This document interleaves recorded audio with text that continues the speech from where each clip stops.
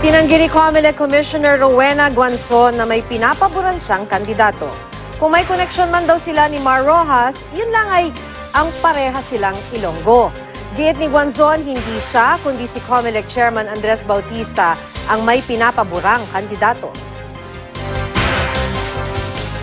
Saka makakita ng chairman na 3 times meetingin niya yung commissioners para i-insist niya na i-consolidate niya yung mga kaso ni Grace Poe. In the end, bumoto siya for Grace Poe at ngayon nagrereklamo siya na ang sinabitin namin comment ay wala siyang pirma. Ano ba si Chair Bautista? Kampi ba siya sa amin sa COMELEC o kampi siya kay Grace Poe? Bakit nila ako ginagang up? Sabi pa ni Guanzon, konstitusyon ang kanilang sinusunod at hindi naman si Chairman Bautista. Sa COMELEC on-bank daw kasi may tig-isang boto ang bawat miyembro, kabilang na si Bautista. Sinagot din ni Guanzon ang sinabi ni Vice Presidential Candidate Senador Cheese Escudero na may banta umano ang commissioner sa demokrasya ng bansa. Bakit ako magiging threat sa democracy sa 2016 just because natalo yung kandidato nyo sa COMELEC? Kung hindi pala natalo, hindi pala ako threat? At hindi ako may hawak ng security code sa voting machines. Si Chair Bautista.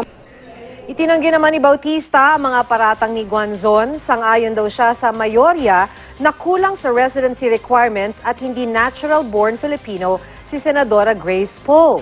Pero hindi raw siya naniniwalang may intensyon si Poe na linlangin ang publiko, kaya siya bumoto ng pabor sa senadora.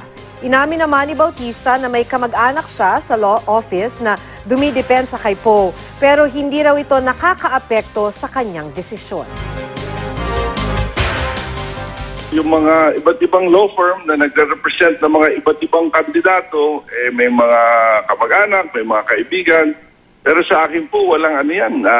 Kumbaga, hindi po nakaka-influensya na aking desisyon. Lahat naman kami mga public officials, siyempre. Konstitusyon. Kailangan pong sumusunod sa ating saligang batas, pero meron din po tayong hierarchy sa ating administrasyon.